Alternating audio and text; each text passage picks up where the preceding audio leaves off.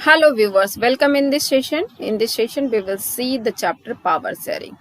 Power sharing chapter में हम लोग बहुत कुछ देखने वाले हैं, जैसे कि the story of Belgium, the story of Sri Lanka. उसके बाद पावर शेयरिंग होता क्या है, why it is essential, there are so many question related to this. So we will start this. Before starting you must like, comment and subscribe this channel. Thank you. Let start the story of Belgium. Belgium जो है Europe का एक बहुत छोटा country है और ये जो है एरिया में हमारे स्टेट हरियाणा से भी छोटा है और जो इसका बॉर्डर है वो फ्रांस, नीदरलैंड, जर्मनी और लग्जमबर्ग से मिलता है. इसका पॉपुलेशन लगभग 1 करोड़ से थोड़ा सा जो है ज़्यादा होगा. ये हमारे हरियाणा के पॉपुलेशन का लगभग आधा है. सो एथनिक कंपोजिशन क्या है इसका, तो इसका जो एथनिक कंपोजिशन है वो बहुत ज़्यादा कॉम्प्लेक्सिव है. लगभग टोटल पॉपुलेशन का 59% जो है वो फ्लेमिश है, जो फ्लेमिश रीजन में रहते हैं और ये लोग जो है डच बोलते हैं. 40% जो है वलोनिया रीजन में रहते हैं और ये लोग फ्रेंच बोलते हैं. रिमेनिंग जो 1% है वो लोग जो है जर्मन बोलते हैं. कैपिटल सिटी ब्रुसेल्स की स्टोरी अलग ही है. कैपिटल ब्रुसेल्स में 80% लोग जो है फ्रेंच बोलते हैं और 20% लोग जो है डच स्पीकिंग है. चलिए इसको देख लेते हैं. देखिए एथनिक होता क्या, तो सोशल डिवीजन जिसमें जो है हम लोग शेयर करते हैं सिमिलर कल्चर को, उसको एथनिक बोला जाता है. इस तरह के जो हम लोग होते हैं, इस तरह से जो लोग बिलोंग करते हैं वो सेम एथनिक ग्रुप से रहते हैं, उनका कॉमन डिसेंडेंट रहता है. इसलिए क्योंकि उनके पास जो है फिजिकल टाइप जो है वो सिमिलैरिटी होता है या कल्चरल या बोथ, दोनों तरह से सिमिलैरिटी हो सकता है. दे नीड, उन्हें जो है ऑलवेज हैव सेम रिलीजन, और इन लोग के ज़्यादातर जो है रिलीजन भी सेम होते हैं, नेशनैलिटी भी सेम होता है. इनका फिजिकल फीचर्स आपको एक जैसा दिखने लगेगा. जैसे आप देख सकते हैं चाइनीज लोग का एक जैसा है, इंडियंस का अलग है, तो आप मान सकते हैं कि इनका एथनिक ग्रुप जो होता है वो एक जैसा होता है. Now see this communities and region of Belgium. ये बेल्जियम का मैप है. इसमें ब्रुसेल्स है ये कैपिटल रीजन, ये है बलून रीजन, यहाँ पे रहते हैं फ्रेंच स्पीकिंग लोग. ये पूरा एरिया जो है फ्रेंच स्पीकिंग का है. फ्लेमिश का है ये एरिया पूरा जो कि डच स्पीकिंग है, और जर्मन स्पीकिंग है ये, इनका जो है परसेंटेज सबसे कम है. तो हम लोग देख सकते हैं कैसे जो है इनका एथनिक डिवीजन जो है वो किया हुआ है आपका बेल्जियम में. बेल्जियम में जो माइनॉरिटी ग्रुप है फ्रेंच स्पीकिंग कम्युनिटी, ये लोग ज़्यादा रिच और पावरफुल है.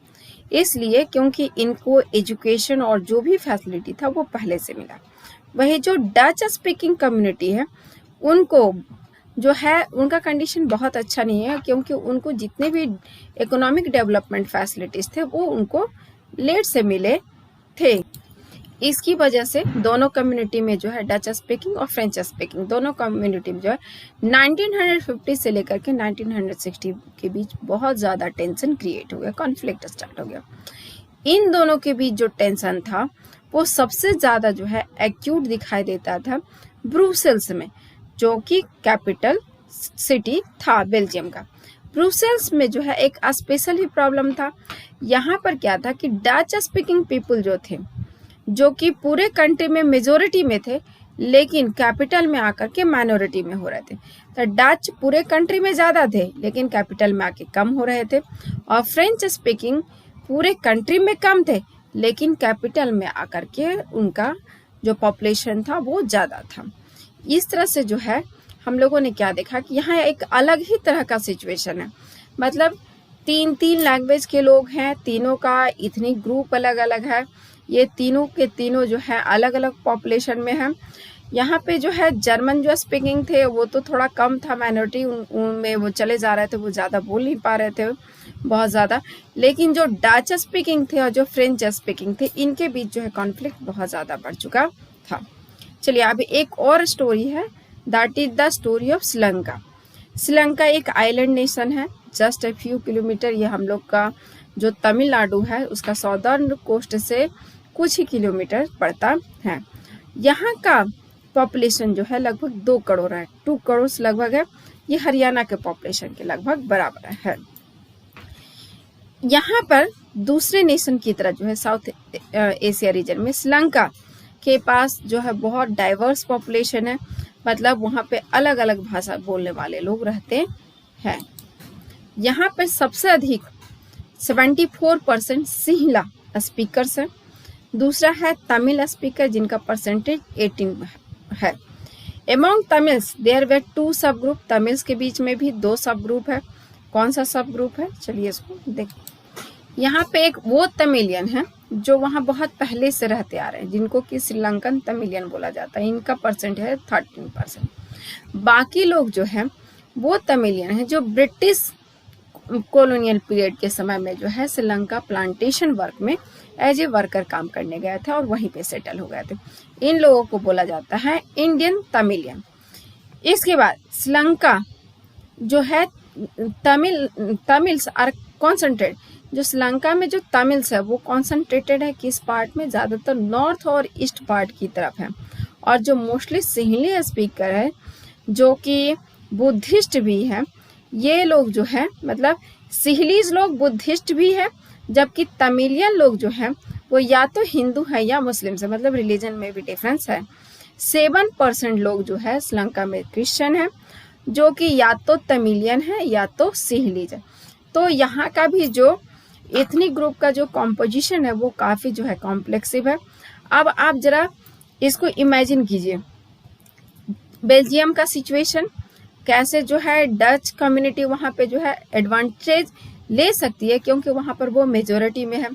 उसी तरह से जो है फ्रेंच वाले बोलने वाले उनका जो अगर नंबर कम है तो उनके ऊपर प्रेशर डाला जा सकता है।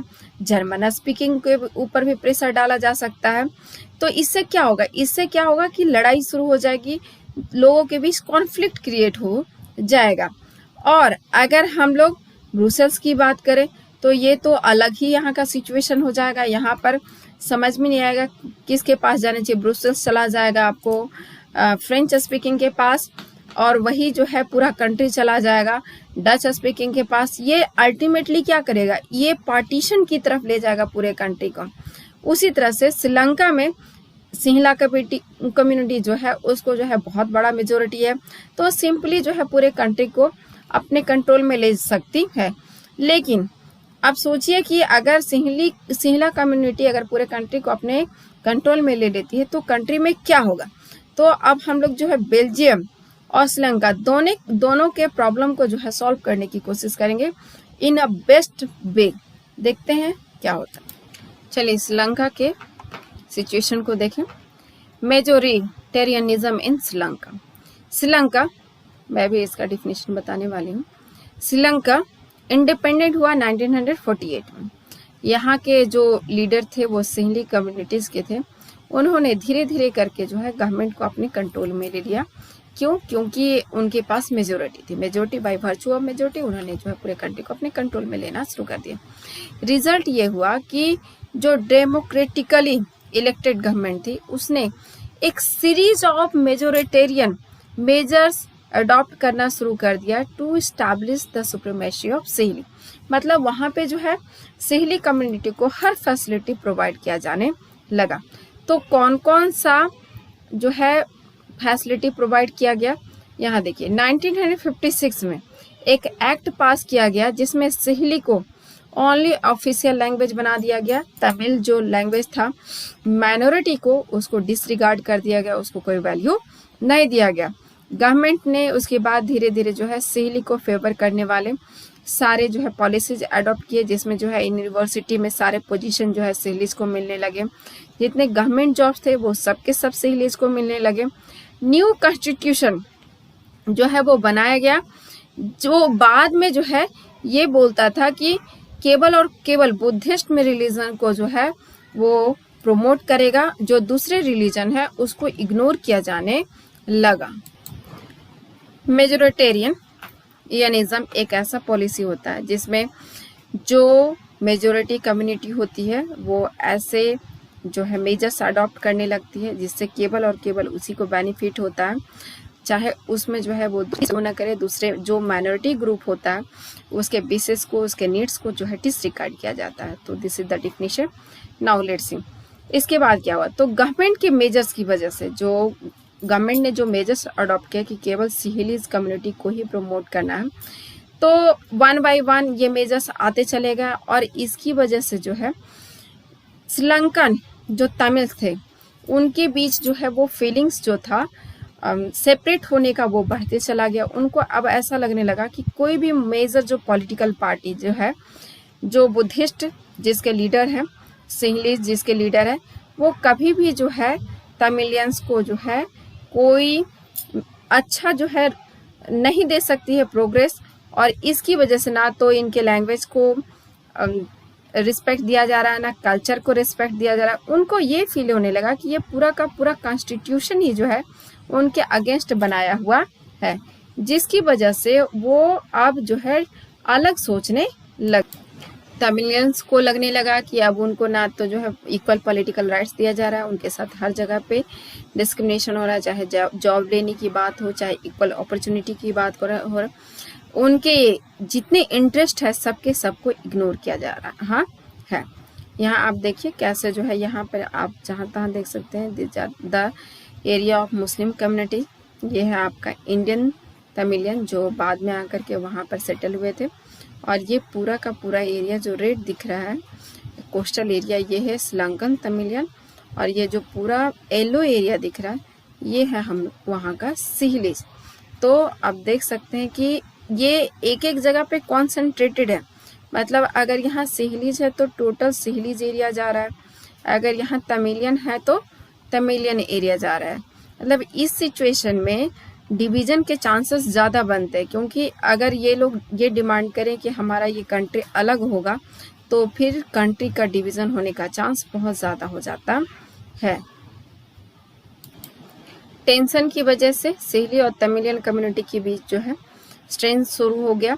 श्रीलंकन तमिलियन ने क्या किया कि अपनी खुद की पार्टी बना ली और अपने तमिल लैंग्वेज को ऑफिशियल लैंग्वेज बनाने के लिए स्ट्रगल करना शुरू कर दिया फॉर रीजनल। और साथ में उन्होंने जो है रीजनल ऑटोनॉमी मांगना शुरू कर दिया। अब उन्हें श्रीलंका के साथ नहीं रहना था, उनको जो है अलग होना था। इक्वल अपॉर्चुनिटी चाहिए था, चाहे वो एजुकेशन हो चाहे वो जॉब हो, हर चीज में उनका डिमांड जो है वो बढ़ने लगा।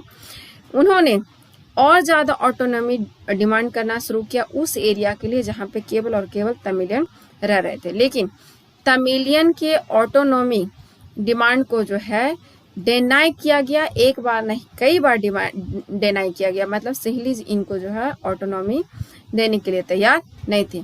1980s आते आते जो है पॉलिटिकल ऑर्गेनाइजेशन बनने लगा और उन्होंने जो है इंडिपेंडेंट तमिल इलम मीन्स स्टेट, तमिल स्टेट की डिमांड रखती, जो कि नॉर्दर्न और ईस्टर्न पार्ट ऑफ श्रीलंका में रह रहे थे। जिस पार्ट में वो रह रहे थे तमिलियंस, उन्होंने उसी पार्ट को जो है अलग करने की मांग रख दी। अब क्या हुआ, दोनों कम्युनिटी के बीच जो है कॉन्फ्लिक्ट बहुत ज़्यादा बढ़ गया और लास्टली ये सिविल वार में कन्वर्ट हो गया। आपको पता होना चाहिए सिविल वार क्या होता है। तो सिविल वार में क्या होता है कि कॉमन पीपल जो है वो फाइट करने लगते हैं। इसमें आर्मी का कोई रोल नहीं होता, खुद लोग जो है लड़ने लगते हैं। और अब इस लड़ाई में क्या हुआ कि बहुत सारे लोग, थाउजेंड्स ऑफ पीपल जो है वो मारे गए। बहुत लोगों को, बहुतों की फैमिली को जो है कंट्री छोड़ करके कहीं दूसरे कंट्री में जाके रिफ्यूजी बनना पड़ा। साथ में बहुत सारे लोगों के जो है लाइवलीहुड चले गए। इसके बाद भी जो है ये सिविल वार जो है खत्म होने का नाम नहीं ले रहा था। श्रीलंका का जो एक्सीलेंट रिकॉर्ड था इकोनॉमिक डेवलपमेंट, एजुकेशन और हेल्थ का, वो सब भी एकदम से तबाह हो गया, बर्बाद हो गया। सिविल वार जो है ने जो है बहुत ज़्यादा वहाँ टेरिबल सेटबैक दिया सोशल, कल्चर और इकोनॉमिक लाइफ को। लास्टली ये 2009 में जाकर के खत्म हो गया। लेकिन तब तक जो है ये बहुत जो है नुकसान पहुंचा चुका था श्रीलंका को। श्रीलंका में जो तरीका अपनाया गया माइनॉरिटी को जो है डिस्क्रिमिनेट करने का, उसने जो है वहाँ के सिचुएशन को बदल करके रख दिया। चलिए देखते हैं बेल्जियम ने अपने प्रॉब्लम को कैसे सॉल्व किया। तो बेल्जियम के लीडर्स ने अलग तरीके का रास्ता अडॉप्ट किया। उन्होंने जो है रीजनल डिफरेंसेस और कल्चरल डाइवर्सिटी को जो है रिकॉग्नाइज किया, हर किसी को इक्वल वेटेज देना शुरू किया। 1970 से 1993 के बीच जो है उन्होंने कॉन्स्टिट्यूशन में बहुत सारे अमेंडमेंट किए और हर वो अरेंजमेंट किया जिसकी वजह से जो है हर कोई बेल्जियम में जो है इक्वल राइट के साथ सेम कंट्री में रह सके। मतलब इनकी सोच बहुत दूर तक थी, जिसकी वजह से जो है इस कंट्री का बहुत अच्छा फ्यूचर हुआ। ये अरेंजमेंट जो है काम करने में थोड़ा डिफिकल्ट था और दूसरे किसी भी कंट्री से बहुत ज़्यादा अलग और इनोवेटिव था। कैसे? इन्होंने क्या किया, एक नया बेल्जियम मॉडल तैयार किया। इस बेल्जियम मॉडल में क्या क्या एलिमेंट्स थे? तो सबसे पहले कॉन्स्टिट्यूशन ने प्रिस्क्राइब किया कि जो डच और फ्रेंच स्पीकिंग मिनिस्टर्स हैं वो इक्वल नंबर में रहेंगे सेंट्रल गवर्नमेंट में। मतलब सेंट्रल गवर्नमेंट जो बनेगी उसमें दोनों के दोनों बराबर रहेंगे। सम स्पेशल पावर रिक्वायर्स और support of majority of members for each linguistic group. हर जो ग्रुप था उसके कुछ जो है स्पेशल सपोर्ट दिया गया मेजोरिटी ग्रुप को कि उसके कुछ जो है ज़्यादा हो सकते हैं। तो no single community can make decision, ताकि जो है कोई भी अकेले डिसीजन नहीं ले सके। मतलब दोनों को बराबर कर दिया गया, अगर चाहे भी कोई तो अकेले डिसीजन नहीं ले सकता है। उसके बाद क्या किया गया, बहुत सारे पावर जो है सेंट्रल गवर्नमेंट के जो थे वो स्टेट गवर्नमेंट को दे दिए गए। 2 रीजन्स ऑफ द कंट्री, अलग अलग जगह पे 2 स्टेट में बांट करके उसको पावर शिफ्ट कर दिया गया। और स्टेट गवर्नमेंट को सेंट्रल गवर्नमेंट का सब ऑर्डिनेट नहीं बनाया गया कि सेंट्रल गवर्नमेंट जो बोलेगी वही काम होगा, ऐसा नहीं बनाया गया। स्टेट गवर्नमेंट को जो है ऐसे पावर्स दिए गए जिसको सेंट्रल गवर्नमेंट कभी भी ले नहीं सकता था। मतलब यहाँ पर आप देखिए एक सेंट्रल गवर्नमेंट बना जिसमें दोनों को इक्वल पावर है, यहाँ पे स्टेट गवर्नमेंट बना जो सब ऑर्डिनेट नहीं है। उसके बाद ब्रुसेल्स का जो कैपिटल था वो एकदम से सेपरेट अरेंजमेंट किया गया। यहाँ पे भी दोनों जो कम्युनिटी थी उसको इक्वल रिप्रेजेंटेशन दिया गया और फ्रेंच स्पीकिंग जो पीपल थे उन लोगों ने यहाँ पर डच स्पीकिंग वालों के लिए जो है इक्वल रिप्रेजेंटेशन एक्सेप्ट किया। क्यों? क्योंकि पूरे कंट्री के गवर्नमेंट में डच वालों ने जो है इक्वल रिप्रेजेंटेशन एक्सेप्ट किया था। अब यहाँ ठीक से यहाँ समझिए कि कैपिटल में जो है फ्रेंच वालों का ज़्यादा पॉपुलेशन था, लेकिन यहाँ पर इक्वलिटी उन्होंने एक्सेप्ट किया। क्यों? क्योंकि डच वालों का पूरे कंट्री में ज़्यादा पॉपुलेशन था, इसके बावजूद उन्होंने जो है वहाँ पर इक्वल रिप्रेजेंटेशन एक्सेप्ट किया था। मतलब ये दोनों एक दूसरे के साथ पावर शेयरिंग कर रहे हैं, थोड़ा वहाँ से दिया जा रहा तो थोड़ा यहाँ से दिया जा रहा है। और दोनों ही लैंग्वेजेस को जो है एक जैसा वैल्यू हर जगह पर दिया गया। जैसे यहाँ देखिए, यहाँ पे जो है किसी प्लेस का नाम लिखा हुआ है, किसी बे का नाम, तो यहाँ पे जो है ना दोनों लैंग्वेजेस में लिखा गया, फ्रेंच में भी लिखा गया और डच में भी लिखा गया। इसने जो है वहाँ पर हार्मनी इस्टेब्लिश करने में काफ़ी इम्पोर्टेंट रोल प्ले किया। सेंट्रल गवर्नमेंट और स्टेट गवर्नमेंट के अलावा एक तीसरे तरह का गवर्नमेंट बना जिसको बोला गया community government. This is community government. और ये कम्युनिटी गवर्नमेंट बनाया गया लैंग्वेज के बेसिस पे। मिस डच का अपना एक कम्युनिटी गवर्नमेंट, फ्रेंच का एक अपना कम्युनिटी गवर्नमेंट और जर्मन स्पीकिंग के लिए एक कम्युनिटी गवर्नमेंट।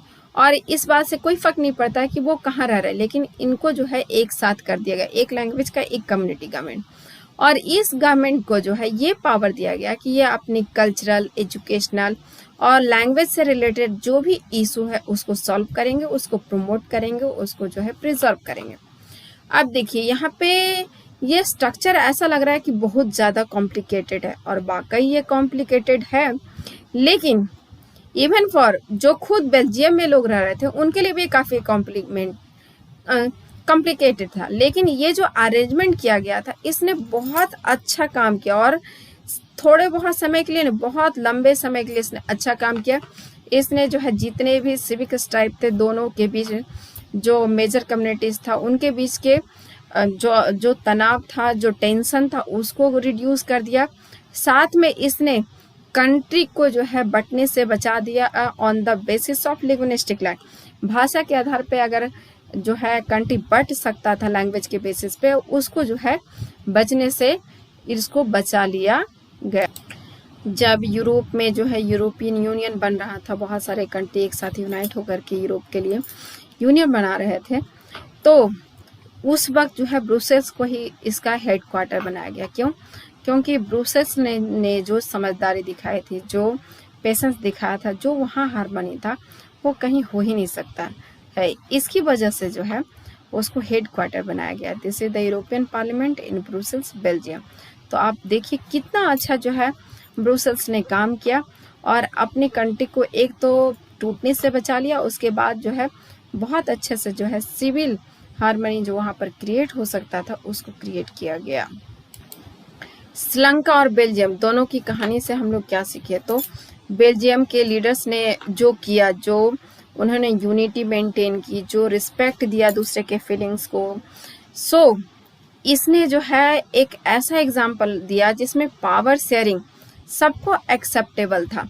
वही श्रीलंका ने जो कॉन्टेस्टिंग एग्जाम्पल दिया उसमें दिखाया गया कि कैसे मेजोरिटी कम्युनिटी ने जो फोर्सफुली जो है डोमिनेंस किया दूसरे को, जिसकी वजह से कंट्री के यूनिटी पर ही आफत आने लगी, अंडरमाइन किया गया। तो क्या हम देखेंगे कि पावर शेयरिंग जरूरी है हर किसी के बीच, चाहे वो माइनॉरिटी हो चाहे वो मेजोरिटी हो। चलिए अब इसके बाद देखते हैं कि पावर शेयरिंग होता कैसे है, पावर शेयरिंग क्यों जरूरी है। तो इसके हम लोग दो डिफरेंट सेट्स ऑफ रीजन ले सकते हैं। पहला रीजन ये है कि पावर शेयरिंग जरूरी है क्योंकि ये रिड्यूस करता है कॉन्फ्लिक्ट के पॉसिबिलिटी को। किसी भी सोशल ग्रुप में जो कॉन्फ्लिक्ट हो सकता है उसको घटाने की कोशिश करता है या उससे घट जाता है। इसके साथ सोशल कॉन्फ्लिक्ट जो है धीरे धीरे करके आपको पता है वायलेंस में जा सकता है, वायलेंस जो है पॉलिटिकल इंस्टेबिलिटी में जा सकता है, और पावर शेयरिंग जो है ये जो स्टेबिलिटी है उसको इंश्योर करने का काम करता है। मतलब आप यहाँ से सोचिए कि पहले कॉन्फ्लिक्ट होगा, फिर इसकी वजह से पॉलिटिकल लेवल पे जो है इंस्टेबिलिटी आती है, लेकिन पावर शेयरिंग अगर किया जाता है तो पॉलिटिकल ऑर्डर में स्टेबिलिटी आती है और जिसकी वजह से जो है कॉन्फ्लिक्ट होने से बचता है और कंट्री स्मूथली रन किया जा सकता है। मान लीजिए कि मेजॉरिटी कम्युनिटी कुछ समय तक जो है अट्रैक्टिव ऑप्शन दे करके थोड़े दिन चल जाती है, लेकिन लॉन्ग टर्म में कभी भी जो है ये कंट्री की यूनिटी के लिए अच्छा नहीं होता है। लास्टली जो है मेजॉरिटी को माइनॉरिटी की बात सुननी होती है, इसलिए क्योंकि मे बी आज माइनॉरिटी को कुछ बातें समझ में नहीं आई हो, लेकिन बाद में जो है वो डिमांड रख सकते हैं और वो अपनी बात को कह सकते हैं। और अगर मेजॉरिटी अपनी बात को थोपता है तो ये लॉन्ग टर्म में खुद मेजॉरिटी के लिए भी अच्छा साबित नहीं होता। तो फर्स्ट रीजन आपने देखा कि ये पॉसिबिलिटी रिड्यूस करता है कॉन्फ्लिक्ट को। दूसरा रीजन ये है कि पावर शेयरिंग बहुत जरूरी है क्योंकि ये डेमोक्रेसी के लिए जरूरी है। आपको पता है पावर शेयरिंग जो है डेमोक्रेसी का स्पिरिट होता है। कोई भी डेमोक्रेटिक रूल में पावर शेयरिंग जो है बहुत जरूरी होता है और जो लोग यह इसमें रहते हैं हर किसी के ऊपर जो है इसका असर पड़ता है। जो लोग कंसल्ट करते हैं, एक दूसरे से बात करते हैं, तभी जो है गवर्नमेंट को सही तरीके से चलाया जा सकता है। जो भी लेजिटिमेट गवर्नमेंट होती है, जो लीगल गवर्नमेंट होती है, उसमें जो है सिटीजन्स पार्टिसिपेट करते हैं, एक्वायर करते हैं, स्टेक करते हैं, हर चीज। आपको पता है डेमोक्रेसी में ही केवल जो है सिटीजन हर चीज में पार्टिसिपेट करता है। तो power sharing is very essential. क्यों? क्योंकि ये जो है स्पिरिट ऑफ द डेमोक्रेसी है। अब देखिए यहाँ पे जो पहला रीजन था, ये पहला रीजन जो है प्रूडेंशियल रीजन है, मतलब बहुत ज्यादा जरूरी रीजन है। और दूसरा रीजन जो है, आप जो डेमोक्रेसी वाला जो रीजन है, ये जो है मोरल रीजन है। प्रूडेंशियल रीजन क्या होता है? प्रूडेंशियल मतलब अगर ये ना एस्टैब्लिश किया जाए, अगर प्रूडेंशियल रीजन जो है वो अडॉप्ट नहीं किया जाए तो फिर सब कुछ जो है तबाह हो सकता है, बर्बाद हो सकता है। और सेकंड रीजन ये तो मतलब एसेंशियल है, होना ही चाहिए, इस बेसिस पे होता है। What is prudential? तो प्रूडेंशियल जो है एक केयरफुल कैलकुलेशन ऑफ गेन्स होता है या लॉसेस, मतलब वो डिसीजन जो कि ये सोच समझ के लिया जाता है कि इसमें नुकसान होने वाला है या फायदा होने वाला है। जो भी प्रूडेंशियल डिसीजन होते हैं एक्चुअली बहुत बार जो है प्योरली ये होते हैं बेस्ड होते हैं ऑन द मोरल कंसिडरेशन, लेकिन कभी कभी जो है कॉन्ट्रास्ट भी हो सकता है। मतलब ज़रूरी नहीं कि हर बार प्रूडेंशियल रीजन जो है वो मोरल के साथ मैच ही करे, उससे अपोजिट भी जा सकता है। Let's see this cartoon. ये कार्टून है हम लोग का, आप देख सकते हैं ये इस कार्टून को। ये German government fine German engineering का एग्जाम्पल है। क्यों ऐसा बोला जा रहा है? एक्चुअली ऐसा है कि जर्मनी में दो पार्टियां, एक का नाम है क्रिश्चियन डेमोक्रेटिक यूनियन, दूसरे का नाम है सोशल डेमोक्रेटिक पार्टी। ये हिस्टोरिकल जो है एक दूसरे की राइवल रही हैं, लेकिन 2005 में जो इलेक्शन हुए उसमें किसी को भी जो है मेजोरिटी नहीं मिला। लास्टली क्या हुआ कि इन्हीं दो पार्टियों ने जो है मिल करके गवर्नमेंट बना लिया, जबकि इनके बहुत सारे जो पॉलिसीज मैटर थे वो एकदम से अलग थे, डिफरेंट थे। तो आप सोच सकते हैं कि किस सोशल इंजीनियरिंग का जो है ये एग्जाम्पल दे रहे हैं। सो दिस इज कॉल्ड, उसी पे ये कार्टून बना था कि कैसे जो है जर्मन, उस समय की जो जर्मन गवर्नमेंट थी वो फाइन जर्मन इंजीनियरिंग का एग्जाम्पल था। मतलब कैसे दोनों ने जो है एक दूसरे के साथ पावर शेयरिंग करके जो है वहाँ की गवर्नमेंट को बनाई। Now forms of power sharing. Power sharing जरूरी है और इसके कौन कौन से फॉर्म होते हैं? तो बहुत समय तक तो माना जाता था कि जो पॉलिटिकल पावर है वो अनडिवाइडेड होना चाहिए, इसलिए क्योंकि अगर किसी एक के हाथ में पावर होता है तो डिसीजन लेना आसान होता है। और ये माना जाता था कि जितना ज़्यादा जो है पावर किसी एक के हाथ में रहेगा उतना ही ज़्यादा इफिशिएंट होगा। लेकिन जैसे ही हम लोग आते हैं द आइडिया ऑफ डेमोक्रेसी, तो इसमें जो है सारे के सारे पॉलिटिकल पावर जो है वो लोगों में होते हैं। Peoples are the source of all power. तो इसमें ऑलरेडी जो है पावर जो है वो डिवाइड हो जा सकता है। और जैसे जैसे जो है हम लोग आगे बढ़ते हैं मॉडर्न डेमोक्रेसी में, तो पावर शेयरिंग जो है कि बहुत सारे फॉर्मेट देखे जा सकते हैं। इसमें जो कॉमन फॉर्मेट है वो हम लोग अभी देखने वाले हैं। यहाँ पे मैंने एक बता दिया, हॉरिजॉन्टल पावर शेयरिंग है जिसमें लेजिस्लेटिव, एग्जीक्यूटिव और जुडिशरी होता है। ये है power sharing, vertical power sharing, जिसमें यूनियन गवर्नमेंट है, स्टेट गवर्नमेंट और लोकल गवर्नमेंट। ये अभी मैं डिस्क्राइब करने वाली। पावर शेयरिंग डिफरेंट जो ऑर्गन्स ऑफ गवर्नमेंट होते हैं उनके बीच डिवाइडेड होता है, जिसमें लेजिस्लेटिव होते हैं, एग्जीक्यूटिव होता है, जुडिशियरी होती है। इस पावर शेयरिंग को हॉरिजॉन्टल पावर शेयरिंग बोला जाता है। इसमें जो है हर एक जो डिफरेंट ऑर्गन्स है गवर्नमेंट का वो सेम लेवल पर होता है और इक्वल पावर जो है होल्ड करता है। अब इसमें क्या होता है कि एक सेपरेशन इंश्योर किया जाता है कि किसका पावर कितना तक होगा, और हर एक ऑर्गन एक दूसरे के पावर को चेक करता है। जैसे कि एग्जांपल लेते हैं, इसमें पावर बैलेंसिंग भी होता है। कैसे? देखिए, मान लीजिए कि कोई मिनिस्टर या गवर्नमेंट ऑफिशियल्स अपने पावर को यूज करता है, तो वो लोग पार्लियामेंट के लिए रिस्पॉन्सिबल है या स्टेट असेंबली के लिए रिस्पॉन्सिबल है। मान लीजिए कोई जज जो है अपॉइंट किया जा रहा है एग्जीक्यूटिव के थ्रू, मतलब कि अब एग्जीक्यूटिव उसको जो है हटा भी सकता है, रख भी सकता है, तो यहाँ पे पावर कंट्रोल होता है। अगर पार्लियामेंट जो है कोई लॉ बना रही है तो उसको जो है चेक कर सकता है उसको जुडिशियरी। इस तरह से तीनों एक दूसरे को बैलेंस करते हैं। मतलब लेजिस्लेटिव को जो है एग्जीक्यूटिव कंट्रोल कर सकता है, एग्जीक्यूटिव को जो है जुडिशियरी कंट्रोल कर सकता है, जुडिशियरी को एग्जीक्यूटिव और लेजिस्लेटिव कंट्रोल कर सकते हैं। मतलब तीनों के बीच जो है इक्वल पावर शेयरिंग है और तीनों एक दूसरे के पावर को जो है बैलेंस करते हैं। इस पूरे सिस्टम को बोला जाता है चेक एंड बैलेंस सिस्टम, जिसमें जो है तीनों एक दूसरे के पावर को कंट्रोल करते हैं और बैलेंसिंग प्रोवाइड करते हैं। दूसरा जो फॉर्म है पावर शेयरिंग का वो है डिफरेंट लेवल्स ऑफ गवर्नमेंट का, डिफरेंट लेवल्स। आप इसमें देखेंगे कि हमारे कंट्री में सेंट्रल गवर्नमेंट होता है जिसको हम लोग यूनियन गवर्नमेंट भी कहते हैं, उसके बाद जो है स्टेट गवर्नमेंट है, उसके सबसे नीचे जाए तो रीजनल गवर्नमेंट है जिसको हम लोग लोकल गवर्नमेंट भी कहते हैं। तो ये जो है पूरा का पूरा इस सिस्टम को फेडरल सिस्टम बोला जाता है। और इंडिया में जो है सेंट्रल या यूनियन गवर्नमेंट है और इसके साथ जो है स्टेट लेवल पे जितने भी हैं सबके सब गवर्नमेंट है, सबको स्टेट के नाम से यहाँ जाना जाता है और अलग अलग स्टेट के अलग अलग नाम दिए गए हैं।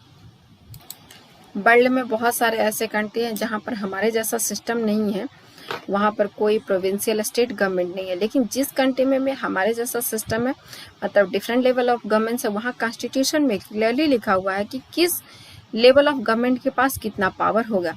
जैसे कि बेल्जियम में हम लोगों ने देखा कि उन्होंने किया, लेकिन वही श्रीलंका में इस तरह का डिवीजन नहीं था। इस सिस्टम को फेडरल डिवीजन ऑफ पावर बोला जाता है। उसी तरह से सेम प्रिंसिपल जो है एक्सटेंड होता है लेवल ऑफ गवर्नमेंट लोअर, जो स्टेट गवर्नमेंट से नीचे चले जाते हैं, जैसे म्यूनिसिपैलिटी होगी, पंचायत होगी, ये भी जो है डिवीजन ऑफ पावर बोला जाता है। इसमें हायर से लोअर लेवल तक हम लोग जाते हैं, और इस पूरे ये जो पूरा लेवल है ऊपर से नीचे तक, इसको वर्टिकल डिवीजन ऑफ पावर बोला जाता है। पावर शेयरिंग का एक और फॉर्मेट है डिफरेंट सोशल ग्रुप के बीच में। जैसे कि हम लोग जान रहे हैं कंट्री में हमारे बहुत सारे रिलीजन है, बहुत सारे लिंग्विस्टिक ग्रुप होते हैं। जैसा कि हम लोगों ने देखा था कि बेल्जियम में जो है कम्युनिटी गवर्नमेंट बनाया जाता है, ये इसी अरेंजमेंट का एक एग्जाम्पल था, इसी पावर शेयरिंग का एक एग्जाम्पल था। कुछ कंट्री में जो है कॉन्स्टिट्यूशनल और लीगल अरेंजमेंट किया जाता है। कुछ जगह पे जो है जो सोशली वीकर सेक्शन होते हैं, जैसे कि वुमेन होते हैं, उनको स्पेशल जो है रिप्रेजेंटेशन दे दिया जाता है लेजिस्लेचर और एडमिनिस्ट्रेशन में। हमारी कंट्री में भी ये किया गया है। और रिजर्व कॉन्स्टिट्यूंसीज भी बनाए जाते हैं कुछ जगह पे असेंबलीज में, ताकि जो वीकर सोशल ग्रुप है उनको पार्लियामेंट तक पहुंचाया जा सके। इस तरह के जो अरेंजमेंट होते हैं जिसमें जो है गवर्नमेंट और एडमिनिस्ट्रेशन में डिफरेंट या डाइवर्स सोशल ग्रुप को जो है जगह दिया जाता है, इसको हम लोग कहते हैं power sharing between the different social groups. इसकी वजह से क्या होता है, जो माइनॉरिटी के लोग होते हैं वो अलाइन फील नहीं करते हैं, और सोशल जो डाइवर्सिटी है उसको एकोमोडेट कर लिया जाता है। इसके बाद है पावर शेयरिंग अरेंजमेंट किसके किसके बीच, पॉलिटिकल पार्टीज, प्रेशर ग्रुप और मूवमेंट्स में, इसमें भी पावर शेयर होता है। अक्सर हम लोगों ने देखा हुआ कि बहुत बार जब कोई एक पार्टी जो है गवर्नमेंट नहीं बना पाती है और जो है ये लोग साथ मिल करके गवर्नमेंट में आ जाते हैं, तो इस तरह के जो गवर्नमेंट को कोalition गवर्नमेंट बोला जाता है। इसमें डिफरेंट आइडियोलॉजी के जो पार्टियां होती है वो भी साथ में आकर के गवर्नमेंट बना करके पावर शेयरिंग करती हैं। उसी तरह से पता है कि पार्टीज के बीच कितना कंपटीशन होता है, फिर भी जो है वो पार्टी एलाइज बना करके इलेक्शन लड़ती हैं, और इलेक्शन लड़ने के बाद ये कोalition गवर्नमेंट भी फॉर्म करती।